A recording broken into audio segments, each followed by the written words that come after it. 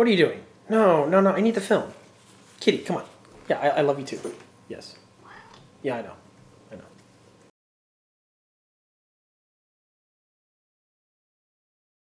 Hey everyone, this is John from EastCoastArmory.com, and I'm here today with a model showcase video for this 1/48 scale Elephant German tank destroyer. This model here is built for my own personal collection and is not for sale and or purchase. However, like I frequently mention in these build videos, I often take on commission build projects from models ranging between 1/35 scale and 1/6 scale. With the model here being 1/48 scale, this is outside of my normal working range, but if anyone is curious or is interested in having me work on a build for them, I can be reached via the email address listed below, which is info@eastcoastarmory.com. The model here is built predominantly out of the box. However, I have made a few little tweaks and modifications to the base starter kit. We'll be going over all of these modifications as well as reviewing the base starter kit in this video. So stay tuned because there's going to be a lot of really cool content coming at you. To start this video off, let's go ahead and take a quick walk around this model. And this vehicle here is the Elephant Tank Destroyer. Now, this vehicle is very interesting on several aspects, with both its lineage, its inception, its design, as well as its final overall usage in combat. This vehicle here dates back to about 1942. The vehicle was designed by Ferdinand Porsche, and specifically it was intended to be entered into the Tiger I trials. As many tank researchers will tell you, the Tiger I, when it was first conceived up by the German High Command, had two firms enter with prototypes in order to compete for the project. One of the firm was Henschel, which would eventually end up winning the contract, and the other one was Porsche. The design that was proposed by Henschel was more or less a conventional tank design, but the design that was recommended and entered by Porsche was something that was very different and was actually quite ahead of its time.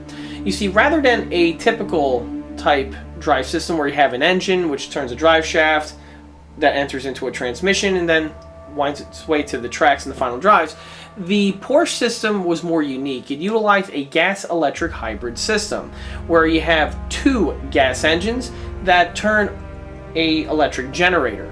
The generator then outputs electricity, which powers 4 electric motors, which drives the vehicle.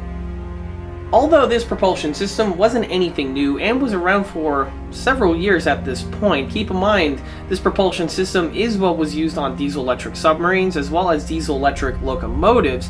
For use on a tracked vehicle, specifically a tank, this was something that was relatively unheard of.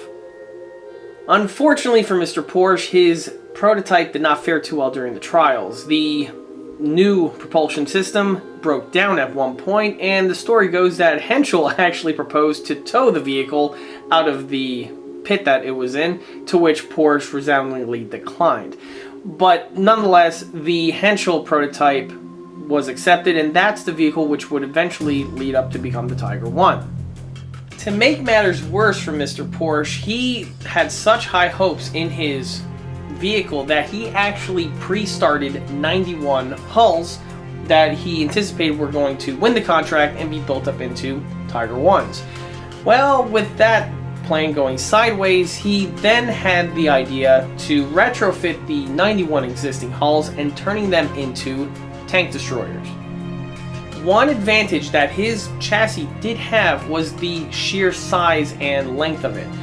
With the configuration of the interior, with just a few modifications, he was able to dedicate the entire rear section for the use of a fighting compartment.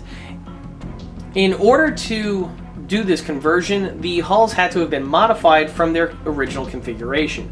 Namely, the engine compartment, which was originally located in the rear of the vehicle, had to have been relocated towards the center section. Because of this, the driver and radio operator locations were not connected to the fighting compartment and were completely isolated from each other. Some other modifications were also made to the rear section of the hull, namely adjusting the shape, which would have originally tapered inward on the standard Porsche Tiger, but this needed to have been revised in order for the large box structure of the casemate to be fitted to this section.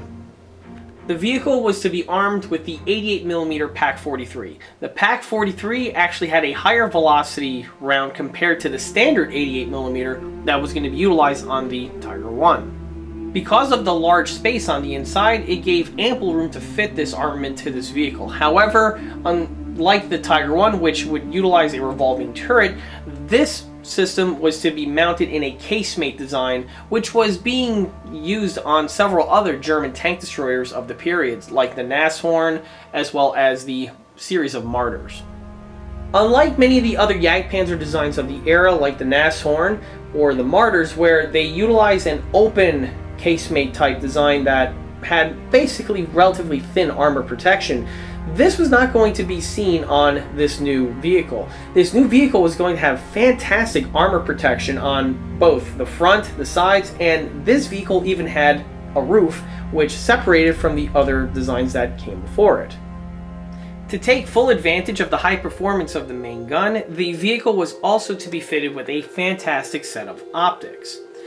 However, one aspect of the vehicle's design that was kind of neglected by the designers was this vehicle had no provisions whatsoever for the use of a machine gun, which would come back to bite the vehicle in a moment.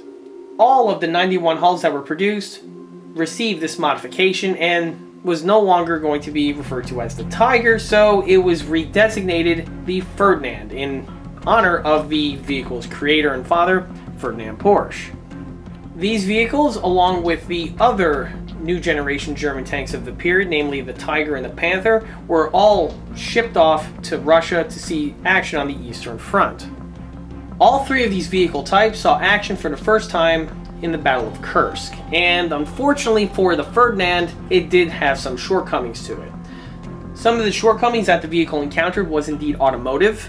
Because of the untested nature of this new propulsion system and drivetrain system, there were going to be some teething problems that were going to emerge. However, probably the biggest fatal flaw that this vehicle did have was the lack of a machine gun.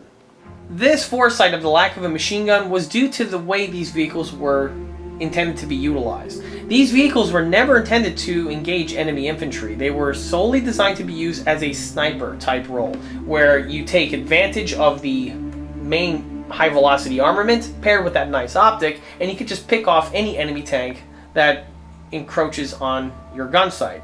Well, unfortunately, in real life, that doesn't really pan out too well.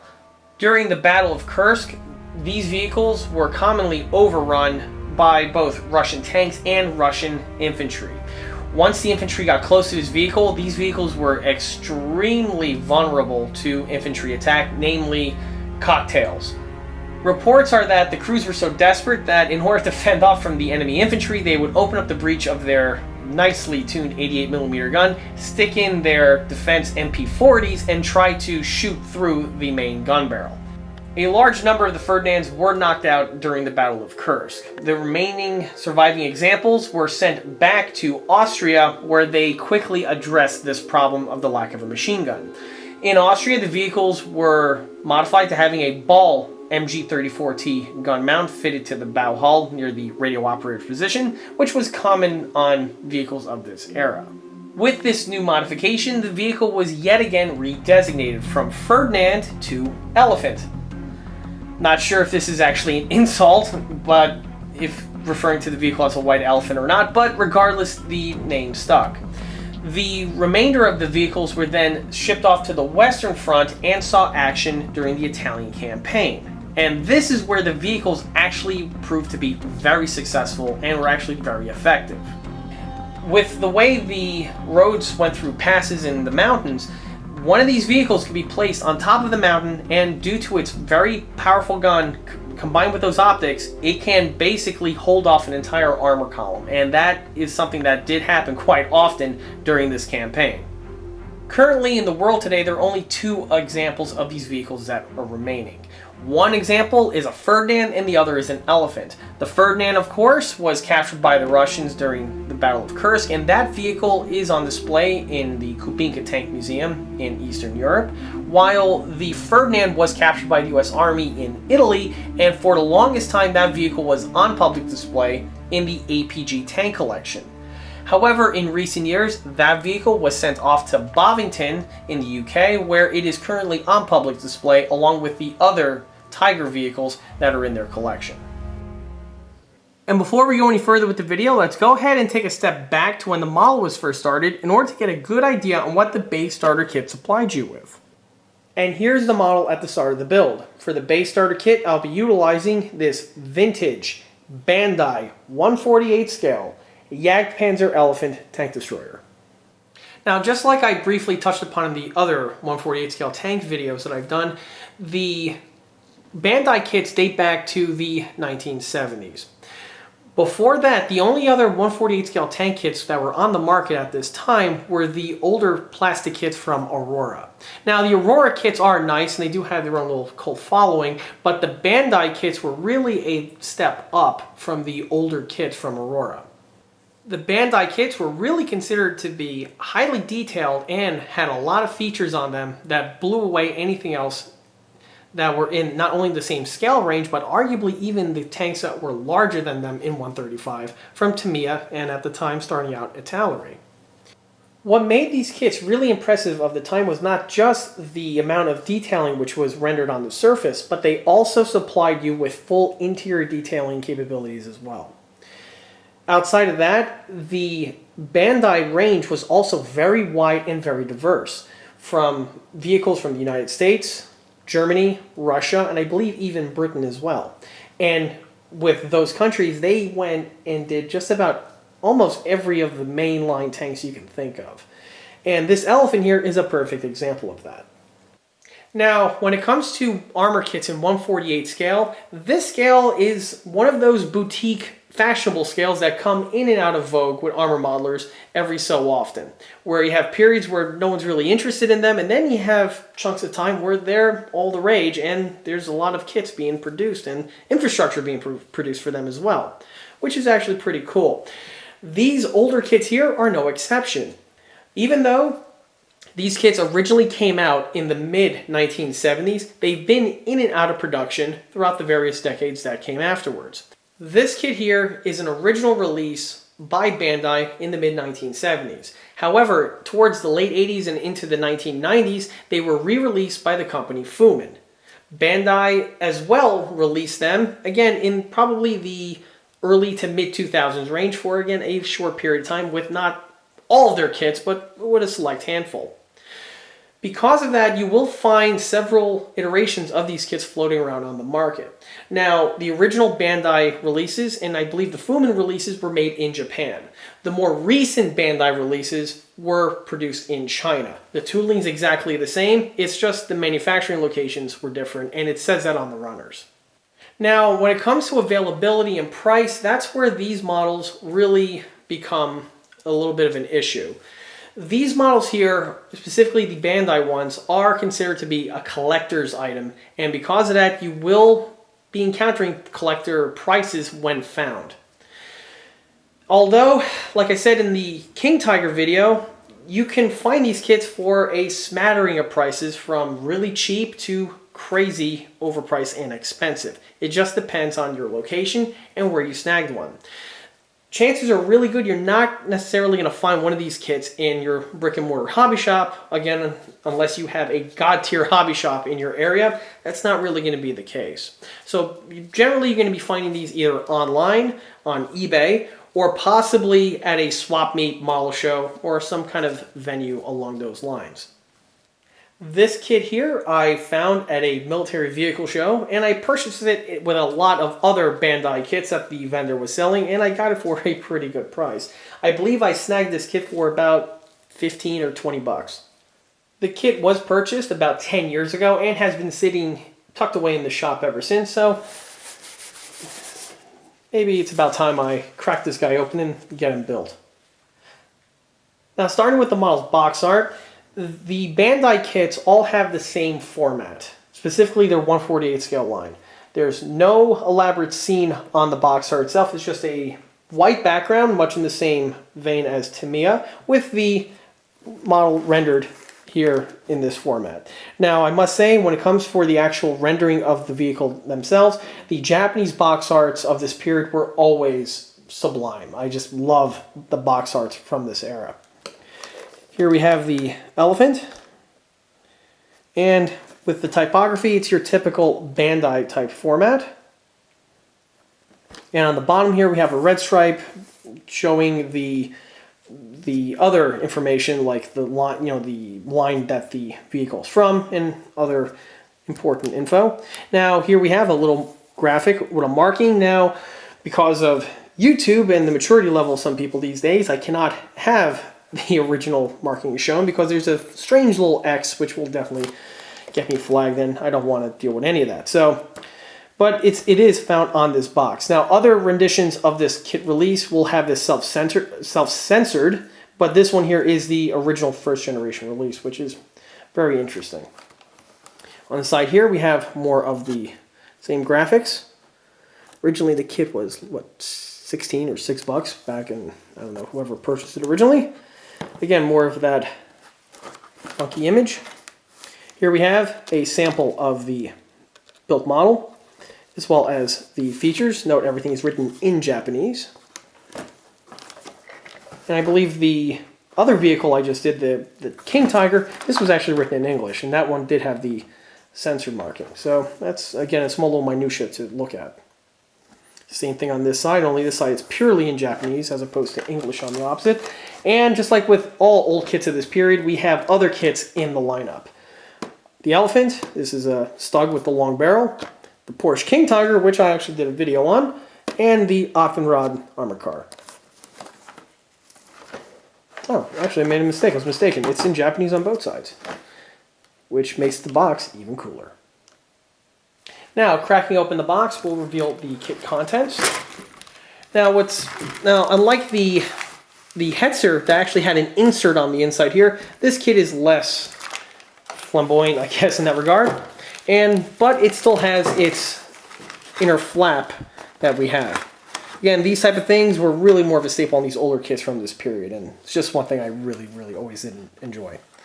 And yes, there is that crazy little X that would have been in that corner there too.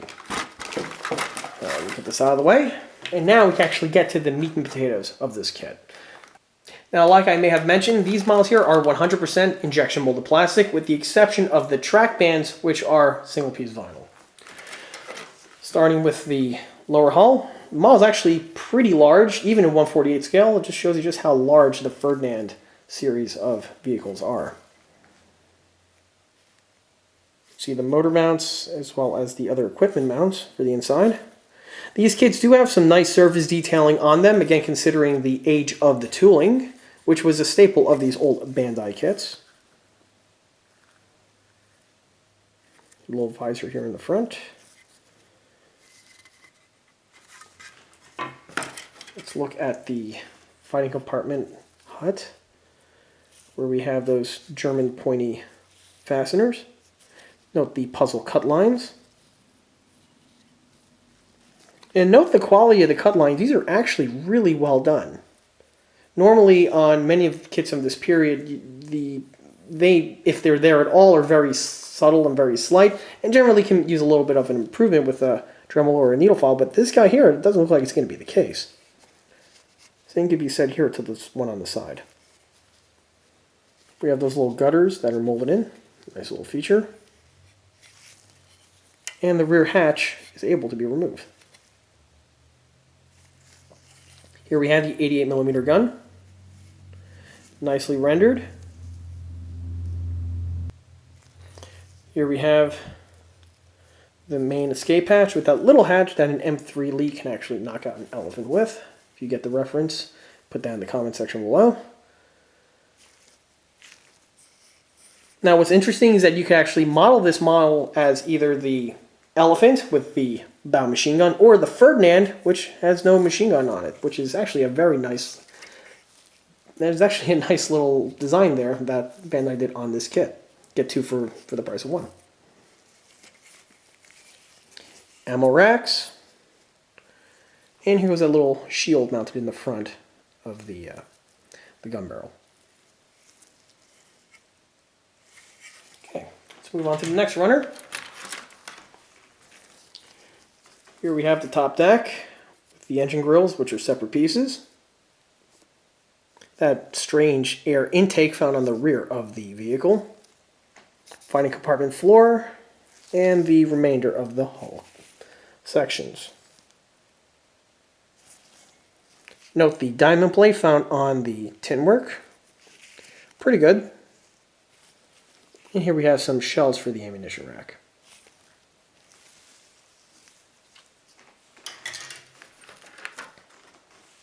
Digging on deeper takes us to the suspension. I believe this model does have a semi-articulating suspension. More information on that will come. But here you can see the thing. Now this is a bit of an inaccuracy. The Elephant does not have leaf springs on this. Looks like they just modeled this as if it's a oversized Panzer IV.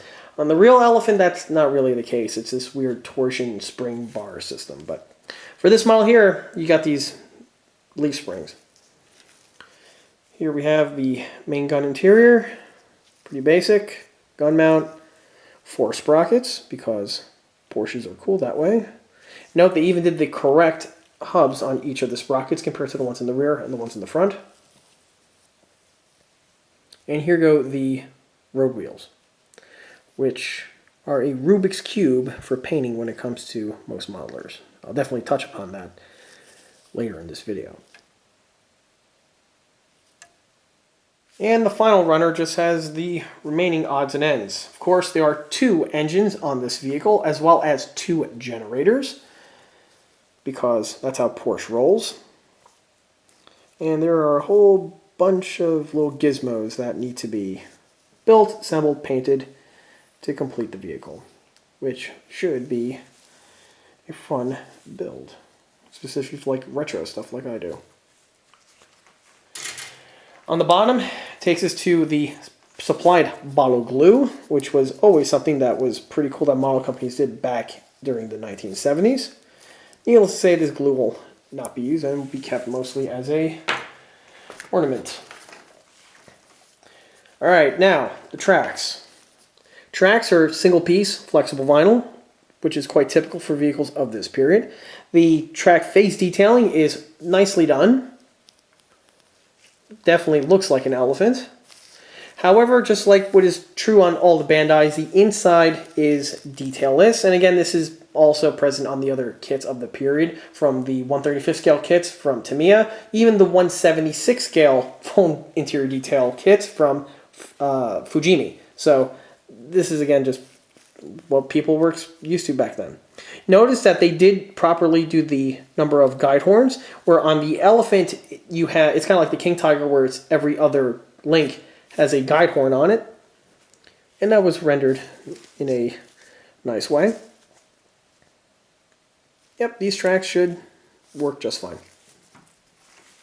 The very bottom of the box takes us to the instruction manual.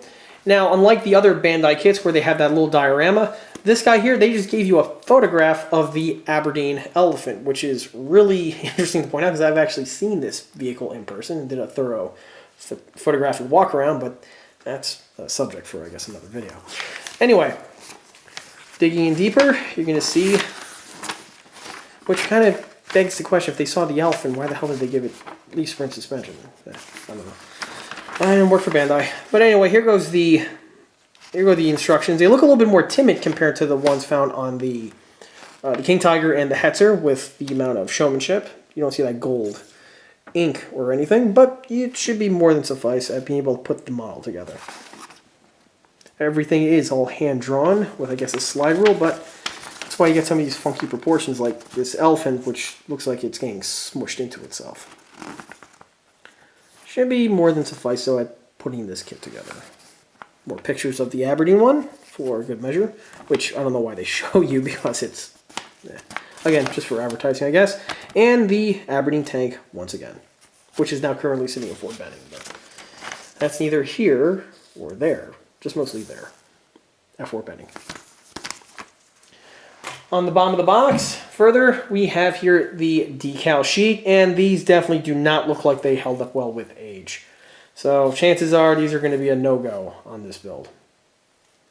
But they're just basic water slide decals. Now on the re-release versions, I'm pretty sure the printing for the decals are the current spec ones, which are probably far more advanced and superior to these old ones here from the 70s. So that's really basically it. And here's the model with the interior complete and just before it goes into its final assembly. Now, like I said before, the interior components that you see on this model are all 100% stock. And considering on how detailed the interior compartment of the real Elephant is, this model here is, again, going to be on the basic end. But keep in mind, again, the vintage and the era where this kit was developed, this type of detailing here was considered to be pretty revolutionary and state-of-the-art for the period. Now, I want to add, if anyone has one of these kits on hand and they want to go ahead and further enhance it from this point, this is actually a really good stage to do so. If you have access to a 3D printer, or if you are really good with fine, small-scale scratch building, one of these kits here can definitely be improved from the stock original. But for my build here, the stock is perfectly fine for my needs. Now, here you can see exactly what the interior detailing looks like. Starting with the engines, you'll notice that the model does have the correct 2-engine system, and the generator is located in the front there. The detailing on the engine, again, it does the job, in my opinion. It can be spruced up further, but again, gives you a nice solid base to work off of. Going on to the front, here we have the crew compartment. Some ammunition bags for the MG34, which will be mounted in this section over here. We have these 2 cylinders located here on the bottom. Now, these are actually found on the real tank. I'm not sure for what their purpose are, but again, the kit does give you these detailings out of box. Here we have, which would be on the real vehicle, I believe, electric motors. Very rudimentary driving position. Here we have the instrument panel.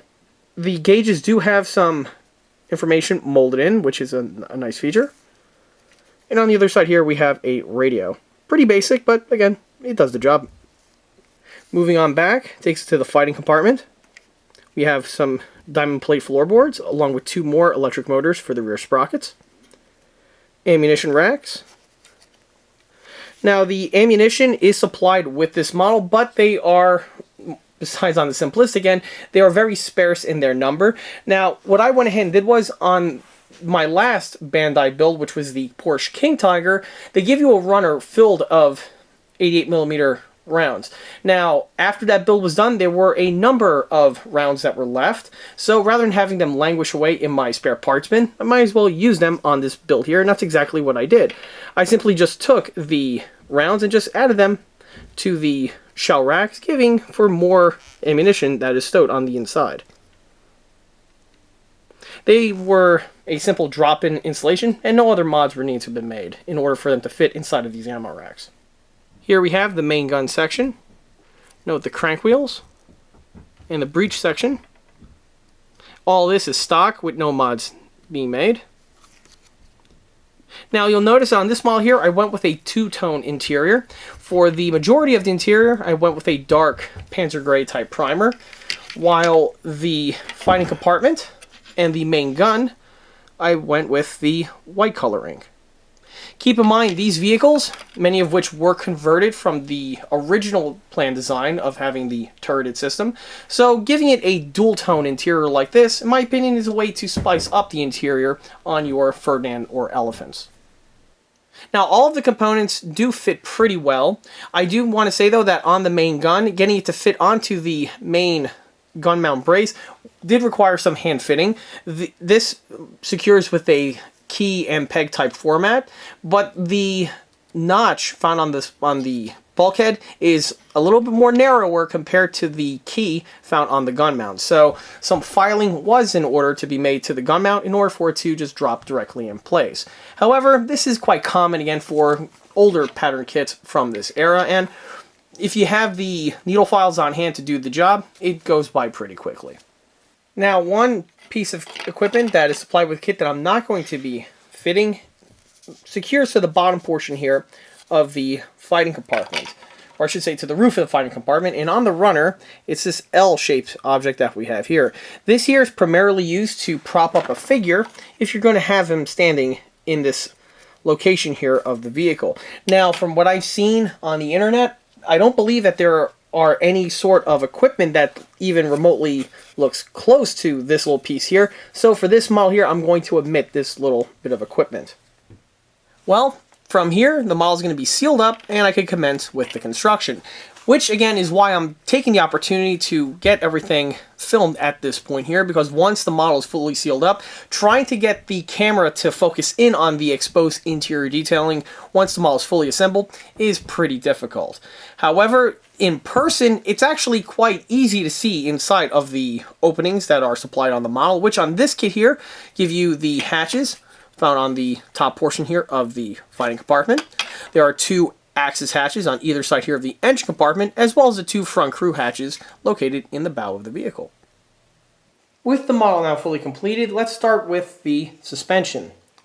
The suspension on this model is all built out of the box with no mods being necessary and went together pretty effortlessly. One thing to point out on these elephants though are with the hubcaps. You'll notice that they are not all going in the same direction, and this is as per the real vehicle, and it's one of those things where if you don't pay attention to, you can make a mistake on your build. And of course, this is not just the case for this Bandai rendition of the elephant, but all elephants in any scale that you will encounter. The quality of the parts are pretty good, considering, again, the age of the tooling. I can't stress that enough, but you can see all of the little holes and other bits of detailing which are present on these pieces. One interesting feature that the Bandai kit does have, and it's actually one that is shared from other renditions of elephant kits that I've seen on the market, is the suspension is semi-functional in that it has a form-fitting suspension. The idea, I guess, is that you can place the model on uneven terrain and the suspension will articulate and conform to this surface. However, it's not really a feature that is very noticeable on this kit for a couple reasons. One, the axis, or I should say the pivoting motion on the suspension sets are very, very limited. And secondly, it has to do with the type of track. Like I mentioned before, the track is the single piece all vinyl type setup, and the detailing, again, for the age and for the material is pretty good. But one side effect that this track does have, and it's one shared with the other Bandai kits, is that it is a bit on the, I should say, thick or chunky end. And because of that, the track tends to be a little bit more bulbous than it needs to be. For this build here, it's perfectly fine and suffice and went together without any problems. But if you're looking really to take advantage of some nice articulating type terrain, you're going to have to find a solution for this track because it will inhibit that type of feature. In order to swap this out, unfortunately, there's nothing on the market that I know of that is a workable track offering for a 1/48 scale elephant, but I'm pretty sure out there some mad lad can come up with a 3D printed workable track solution for this kit if you feel so inclined. But for the purposes of this model here, the stock track is more than suffice for this application, and in my opinion, does the job pretty well. While on the track, I do want to point out that with the shape of the tin work found on the elephant, it really does a good job in conforming the track to fit in this type of a format, which is a visual cue found on these Porsche pattern of vehicles. With the way the suspension is laid out, the track does have this iconic look to it, and with the shape of the fenders and with the way the kit is designed, it does contort the track to make it fit this pretty well. The one side effect, however, is that the track is not movable on this model, in that if you try to push the model, it's not going to be able to go anywhere. So if you're one of those type of individuals that actually likes to unironically play with one of these things, perhaps you might want to look elsewhere. While on the wheels, I do want to point out an interesting feature that I've seen on the real elephant, and one that's commonly made as a mistake on many modelers out there on the market, and that has to do with the tire. You see, the elephant's wheels are actually rubber rimmed, but the design is completely different compared to the other contemporary German tanks of the era. Unlike, well, not just the German tanks, even American and Russian tanks on that matter. You see, unlike those vehicles where you have the rim and then there's a rubber tire which gets fitted to it, on the elephant, Porsche did it a different way because, you know, he's Ferdinand Porsche. The way the rubber tire is on the Elephant, and this is something that I've studied in depth while studying the real tank at the time, the Aberdeen Proving Grounds, was the rubber tire is actually like a gasket. And this plate here with the perforations would fasten and squeeze this gasket to the rim via these ringer bolts down here. It's a very unique feature, and it's one that's only exclusively found on these Porsche pattern of road wheels. However, because of that, the rubber is actually found on the rim, and even if you look at the real one, if anyone goes to Bovington and sees the tank and taps on it, you can attest to this. Inside the holes here, you actually see rubber, and it's part of the rubber gasket which is molded onto the tire. Now, when it comes to modeling this, the face will of course be painted with either the base coat or like I've done here with the camouflage, so the holes will be painted over. And chances are the paint's not really going to chip off in this location. They're kind of really out of the way of any type of obstructions. But the rims themselves, of course, will start showing their wear, and the paint will not last on them very long.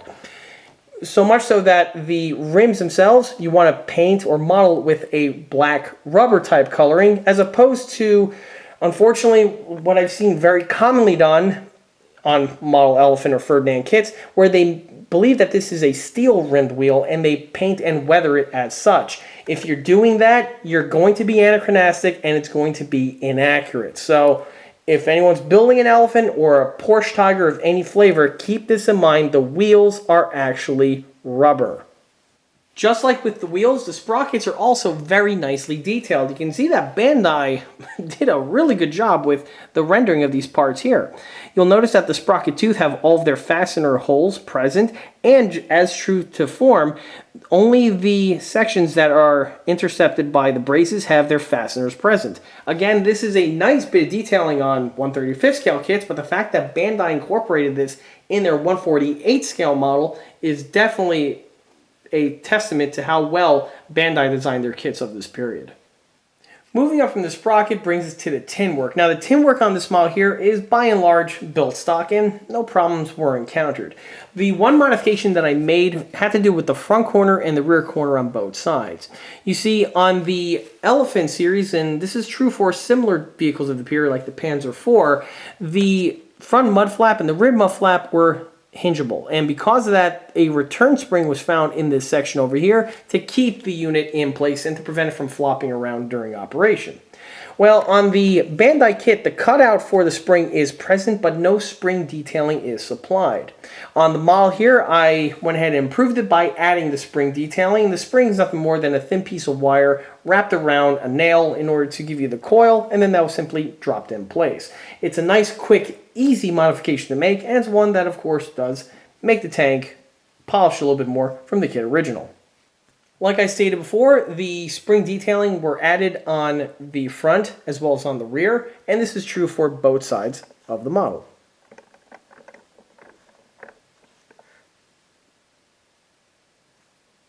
Moving our way up brings us to the bow MG34, which signifies this vehicle as an Elephant as opposed to a Ferdinand, which didn't have the bow machine gun modification. The detailing is, again, all stock and was adequately detailed out of the box. The only modification that I made is, well, if anyone knows my videos, you know where I'm going to be going with this. I drilled out the barrel section here with a micro bit on a pin vise. Also, like I mentioned, if you do not have the experience or the tooling to do this modification, you might want to pump your brakes and leave the part totally stock, because this is the type of modification that if you screw it up, you'll just end up ruining the gun barrel. And finding a 1/48 scale MG34T may be possible, so if you screw it up, you do have a solution out there, but it's now an extra piece that you have to track down. If you are able to pull off the modification, however, it does make the piece a lot more improved, again, from the molded flat version found on the stock kit. Moving along brings us to the gun cleaning staves. Now this is again the stock detailing, which is mounted as is. The one thing that I like to point out on these videos is that when you encounter a bit of detailing like this, be it on this Elephant or on a Tiger or King Tiger or what have you, one simple modification that you can make to it that will require almost no work on your end and will greatly improve the look of the model on the other end is just by painting the end connectors. You see, on the real staves, they are telescoping in that they thread together in order to give you the length to swap the barrel. Well, on the models here, they either sometimes mold in this bit of detailing and sometimes it's partially molded like we have here. In order to make it pop, all you gotta do is with a swipe of gold or brass paint, just paint the little end connectors on either side. By doing this, this greatly improves the look of the component. Also, another thing I want to point out is that a lot of people believe, I've seen this rendered in some builds, where they think that the staves are metal rods, so they paint them black and weather them as such. This is also inaccurate. On these German tanks, and American tanks too for that matter, the staves were always made from wooden rods. So weather and paint them as such, and your build will look better for it. Moving our way to the rear of the vehicle brings us to the no-tech light. This is a stock bit of detailing and was mounted as is. The only thing I want to point out, just like with the staves, is just how to paint them. You see, a lot of these kits, they integrally mold the details in already for you, and all you have to do as the builder is just add a little swipe of paint to them in order to make them shine. And this no-tech light here is no different. If you'll notice, it is rendered with the swivel plate in the up position, which means the two half-moon lenses are obstructed and covered up, leaving the little square sections below. The square sections on the German tanks of the period would have been gloss green in coloring, so on this model here, I just simply painted them as such, and again, it's a nice way to help the look of the build. Moving along, we have the jack and the jack block. Again, stock components, just painted, weathered, and mounted to the vehicle. On the other side, takes us to this box. The box really isn't really what I'm talking about. That's standard on these Elephants, and the Bandai kit rendered it very nicely. But what is relevant to point out is the exhaust, or lack thereof, exhaust manifold. You see, on the Porsche design, there are no exhaust stacks that lead to the rear of the vehicle. And the exhausts basically just pop out from the sponsons that we have here on either side of the vehicle. So when it comes time for weathering them, with your airbrush, you just want to add a little puff of soot on either side here of the upper hull. Now, a lot of people I've seen make the error where they believe that this large duct in the back here is actually for the exhaust manifold, and that's not the case. The large duct in the back is purely just for ventilation for the fighting compartment. Moving up takes us to the antenna base. Now, the antenna base on this model here received a few modifications. First, the way the kit is designed, we have this conical shaped object that's integrally molded to the top deck. On the conical shaped object, there is a small hole, and that is for you to install the antenna wire. Be it a metal wire like I use on this build, or with the old-fashioned melting the model runner type technique, which some people actually still do. The actual antenna base itself is absent. Now, the antenna base that you see here is just a small little piece of shrink tubing that was shrunk in place and added to the component. Now, although the shrink tubing technique is a good way to give you something, as it's literally better than nothing, it is far from being perfect. The World War II German rubber antenna base had a certain look and geometry to it that the shrink tubing doesn't really emulate. Unfortunately, trying to fabricate this piece in this scale is a very tricky venture, and it's one that I better just leave to the aftermarket sources. Unfortunately, this is one aspect of 1/48 scale tank modeling that you have to contend with, which is you're not going to have nearly as much aftermarket support as you do on something like in 1/35 scale. 1/35 scale, I can throw a rock in 5 directions and find a plethora of aftermarket sources for this particular piece. 1/48 scale, however, that's just not the case. For the time being, the unit that's on this model here should be perfectly suffice. If I ever encounter a proper replacement piece, at that point there, I'll probably upgrade this model from the way you see it here. But for the time being, this unit here is more than suffice. Now, to paint the component, this is no different from the other German tanks that are seen on this channel, where the bottom portion of the base would be rubber. The middle section here is actually a gold or a brass coloring, and then the remainder of the wire is black. Keep in mind, on the German tanks, the antenna wire plugs into the antenna via the brass tube that I just mentioned. When you're working on a really small scale model like this, in order to replicate that, just a simple swipe of gold or brass paint will be more than enough to do the job. Frame the antenna brings us to the travel lock. The travel lock components are all stock out of the box and assembled very well and are actually adequately detailed. The model can be rendered in the travel locked state where you have the gun clamped, and then this little piece here just simply gets glued over, securing the piece in place. But on the model here, I like to have the gun still be able to function, so because of which I modeled it in the open position. One thing to point out, and I'm speaking from personal experience here, is that this piece here is very easily lost. So when you're working on one of these models, you might want to pay attention to make sure this piece here is thoroughly glued on and you don't have a mishap where it is in a pretty snaggable location. So you want to be careful when it comes to handling one of these builds, either during the production or even afterwards, like I have here. Moving our way rearward takes to the engine deck. The engine deck here detailing are all stock. Note the fuel filler stains that I added, as well as the remainder of the weathering on the grillwork. The piece here has some nice finely molded bits, namely that of grab handles. Just like with this unit over here, the grab handles are very susceptible to breakage, and with the way they are molded are actually very, very frail.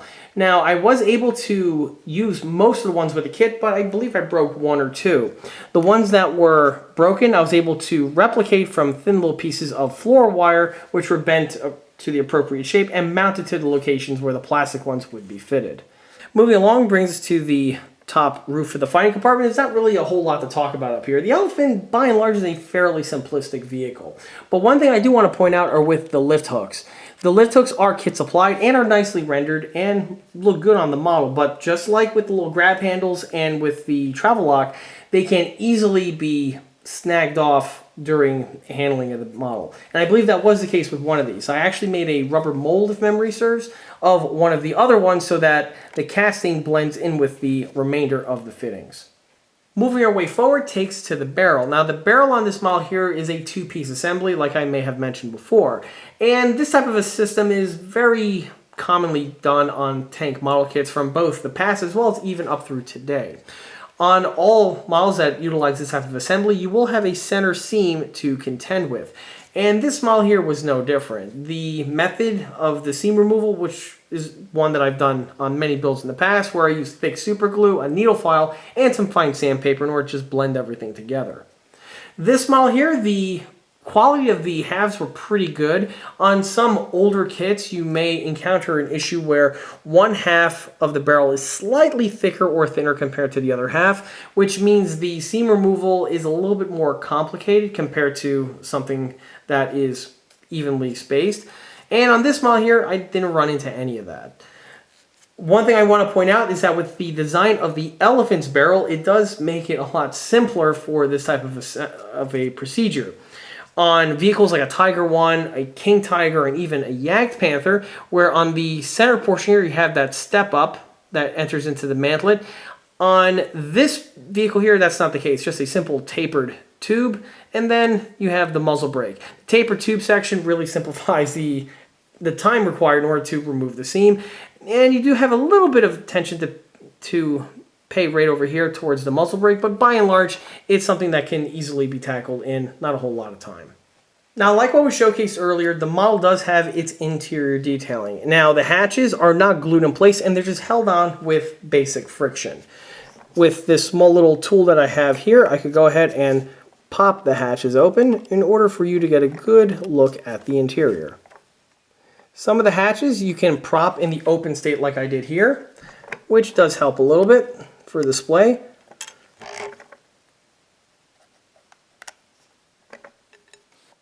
With the hatches removed, you can see why I took the opportunity to discuss and show the interior detailing before the model was fully assembled. It is pretty difficult to get a good view of the interior once the model is fully assembled, specifically with the lighting situation that I have here. But if you're seeing the model in person, you do get to see a lot more of the interior detailing just from the hatches. But it's one of those things where it's easier to see in person as opposed to trying to get it on video. Yeah, it's another one of those nice features that are found on these Bandai kits, and it's one that really makes them stand out from the other 148 scale kits that have been released over the years from the other manufacturers. And of course, the bow hatches are also removable as well, which you can see some of the dashboard popping out here with this lighting situation. With the model now all buttoned up, this brings us to the paint and the markings. For the model's camouflage scheme, I went with a 3-tone German camouflage pattern, which is similar to ones I've seen on other Elephants and Ferdinands of the era. For the barrel, you'll notice I went with an all primer gray barrel, and this is a trick that I've utilized in a few other builds, and this is a feature that would not necessarily be uncommon on real German tanks of the era in the field, as these barrels would commonly get damaged and swapped out and replaced if the need be ever arose. For the model's markings, however, the kit supply ones were not utilized. Like what was showcased before, the kit does supply you with a set of basic water slide decals. However, like I frequently mention in these Bandai build videos, the older decals just don't age very well and don't hold up well with time, because of which they were omitted from this build altogether. In their place, I was able to scrounge some decals from my spare decal bin. Most importantly, the numbers that we have here on the side were leftovers from my 1/48 scale Bandai Nashorn build that I did a little while ago. Luckily, with the way the decals are laid out on that build, you have you have enough markings to number and equip 3 different vehicles. Well, one of the markings went on the Nashorn, the second set went on my Bandai Porsche King Tiger that I recently completed, and the third set went on this vehicle that we have here. The crosses, however, are spares from my decal bin. I believe they're 1/35 scale, but with the size of the cross, I guess it's a smaller size cross than 135, which for 148 makes it right there in the sweet spot, and it blends in pretty well with the overall look of this vehicle. The modern Bandai decals are vastly superior compared to the older ones, so they were able to lacquer and weather on without any problems, and the cross again was also of a good quality, and I didn't have any other problems with that one as well. In the end, I'm really happy in how this build turned out. This was one of those kits that were sitting loitering in my stash for a number of years, and finally getting to it and getting it built to the condition that you see it here is always something that makes me feel good. These Bandai models are always a gem to work on, be it their larger 1/25 scale models or even on the opposite end, their 1/48 scale builds. They do have some nice features on them, and the detailing are pretty good, again, for the period that these kits were made in. Although these models are considerably more rudimentary and simplified compared to the type of kits that we see on the contemporary market, and arguably are a little bit trickier to put together due to the type of hand fitting that is required on some of these older kits, in the end, they still polish into a nice representation of the vehicle that they are representing. And this basically segues us into skill level and recommendation. Now, because of the amount of hand fitting that is required on some of the components, as well as the added complexity of the interior detailing, I can't really recommend this model here for a beginner. Something like this is really more or less best done by the type of individual that already has a few builds under their belt and already have their fundamentals ironed out. Such fundamentals would include things like hand fitting, seam removal, and a slight bit of hand adjusting, which are required for a few of the components on this kit in order to get it assembled in a more efficient manner. So really, this kit here I recommend more or less for an intermediate to an advanced range. The intermediate builder already has those skill sets that I just mentioned basically ironed out, and an advanced builder not only has those skill sets, but further skill sets such as scratch building and other kit bashing type techniques, which can possibly take this base starter kit and take it up to the next level. With modern technology such as 3D printing, you can possibly really rig one of these models out to really make it shine and polish it up way past the condition that you see it in this video. This is specifically true if you're working on the interior. You could really go all out and modify it to your heart's content. Now, if this is worth it or not, that's really up to the builder's discretion. However, although that is possible, one thing you have to factor in is it actually worth it? And for the type of individual that really wants a super detailed, accurate rendition of the elephant, perhaps this is not going to be the kit that you're looking for, and you might want to look elsewhere to some of the more newer tooling kits that recently came out, I believe from Amusing Hobby or possibly Tacom if I'm not mistaken. Those models not only have fantastic exterior detailings, but their interior detailing is also sublime. So if you're really looking to be a stickler for detail, perhaps one of those kits might be a better fit for you. But then again, there's always that one individual out there that likes a good challenge, and for something like this definitely opens up some possibilities, specifically since it is 1/48 scale. It definitely stands out from the pack compared to the other larger 1/35 scale model offerings. Now, I guess we've wandered now into recommendations. Now, this model here, being a World War II German elephant, is strongly recommended for anyone who, frankly, is a fan of World War II German armor. If you're the type of person that likes to build models from what I like to call the German zoo, this kit here would definitely tick some of those boxes. Also, this model here, being a Bandai 1/48 scale plastic model kit, is a collectible in its own right, in both its original unassembled kit form or in the built format that you see here. With this model here being 1/48 scale, this also has some interesting attributes to it. Like I stated in many of my other build videos, 1/48 scale is a fashionable scale where it has these periods and cycles where it goes in and out of style, almost like an article of clothing. At sometimes it's a total dead-end wasteland, but there are other times when contemporary kits are being produced by modern companies, as well as also detail upgrade components. If you have a few of those other kits in your collection, adding some of these Bandai 148s is a nice way to help flesh it out and fill it in.